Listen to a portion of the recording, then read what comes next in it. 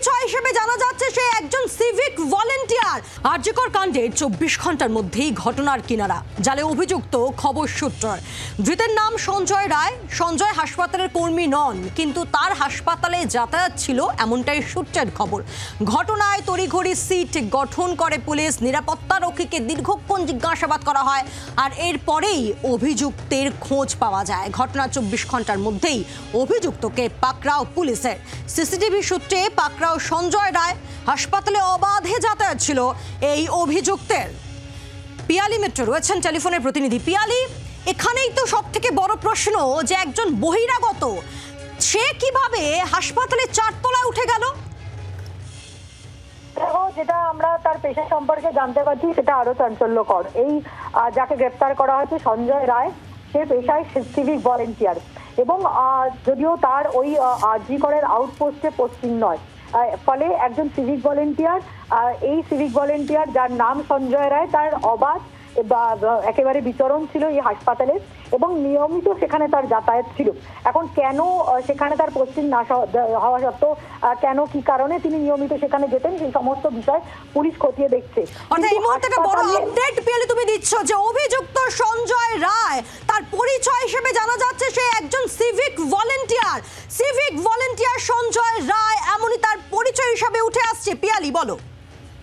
একেবারেই দেখো, civic volunteer Sanjay রায় এবং যদিও যেটুকুনি আমরা জানতে পারছি আরজিকরের আউটপোস্টে তার পোস্টিং নয়, কিন্তু এই সিভিক ভলেন্টিয়ার হিসেবে বিভিন্ন সময় এই আরজিকরের হাসপাতালে তার যাতায়াত ছিল এবং সেই সূত্রেই কিন্তু তার একেবারে যে এই হাসপাতালের কোথায় কি রয়েছে সেই সমস্ত কিছু তার জানা ছিল এবং এই হাসপাতালের যে টেস্ট ডিপার্টমেন্টে যারা ডিউটি করেন তারা বিভিন্ন সময় যে ওই যে সেমিনার হল রয়েছে সেখানে যে তারা বিশ্রাম করেন সেই সম্পর্কেও তদন্তকারী অফিসাররা মনে করছেন অবগত ছিল এবং সেই কারণেই একেবারে অবাধে যেহেতু নিয়মিত তার যাতায়াত ছিল সিভিক ভলেন্টিয়ার, ফলে ওখানে যারা ডিউটিতে তারা প্রত্যেকেই জানেন, ফলে তারকে কোনোভাবে বাধার মুখেও পড়তে হয় না, সেটা রাতে হোক দিনে হোক যে কোনো সময় সে সেখানে চলে যেত এবং সেই সুযোগকে কাজে লাগিয়েই কিন্তু এরকম একটি ঘটনা ঘটিয়েছে।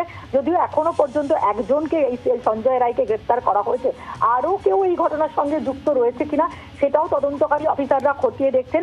তোমাকে জানিয়ে রাখি যে গতকালকে খুনের মামলা রুজু করেছিল পুলিশ এবং যে ইনকোয়েস্টের রিপোর্ট সেখানেও তার যৌনাঙ্গ, সেখানে রক্তের নমুনা পাওয়া গিয়েছিল। ময়না তদন্ত কিন্তু যে একেবারে যে ইনজুরি সেগুলো পাওয়া গিয়েছিল এবং যে যৌন নির্যাতনের কিছুটা প্রুফ পাওয়া গিয়েছিল। যদিও ফাইনাল যে পিএম রিপোর্ট সেটার জন্য পুলিশ অপেক্ষা করছে, কিন্তু ইতিমধ্যেই পুলিশের তরফ থেকে এই ঘটনায় খুনের পাশাপাশি ধর্ষণের ধারাও যোগ করা হয়েছে বলে আমরা সূত্র মারফত জানতে পারছি। ফলে অত্যন্ত গুরুত্বপূর্ণ একটি ঘটনা। তোমার মনে থাকবে যে বেশ কয়েক বছর আগে একটি রাজ্যে এই ধরনের একটি ঘটনা ঘটেছিল। হাসপাতালে একজন নার্স, তাকে মুম্বাইয়ের হাসপাতালে পিয়ালি, হ্যাঁ একেবারে গ্রুপ ডি স্টাফ তিনি ধর্ষণ করেছিল এবং তাকে শ্বাসরোধ করে একইভাবে খুনের চেষ্টা হয়েছিল, যার জেরে বহু বছর ওই নার্সিং স্টাফ তিনি কোমায় ছিলেন, কোমায় চলে গিয়েছিল।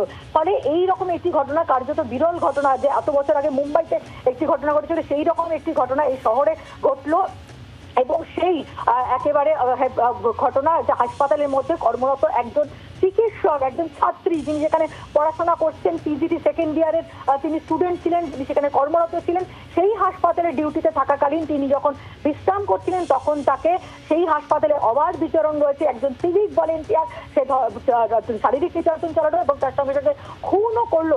এবং এই ঘটনার পর এই অভিযুক্ত পুলিশ যেটা মনে করছে যে তার ধারণা ছিল যেহেতু হসপিটালে ওই সময় যারা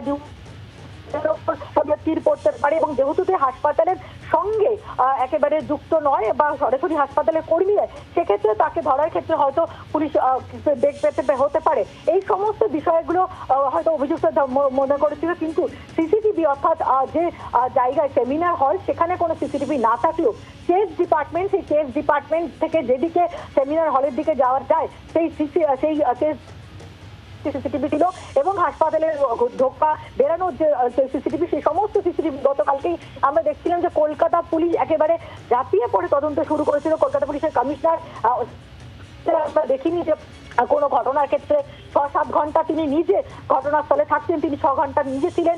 কলকাতা পুলিশের একাধিক শীর্ষকর্তা তারা ছিল, ফরেন্সিক টিম পৌঁছে যায়, সাইবারের টিম তারা সিসিটিভি গুলো খতিয়ে আমরা দেখছিলাম এবং তার সেই সূত্র ধরেই কিন্তু এই যে অভিযুক্ত সে যে ওই রাতে ওখানে গিয়েছিল এবং তুমি জানো কিন্তু 3 থেকে থেকে 6টার মধ্যে এই ঘটনা ঘটেছে বলে যে একেবারে যে স্টেট ডিপার্টমেন্টের কাছে যে সিসিটিভি, অন্যান্য যে সিসিটিভিতে তার গতিবিধি ধরা পড়ে এবং তার যে মোবাইলের টাওয়ার লোকেশন সেটাও ওখানে পাওয়া যায়।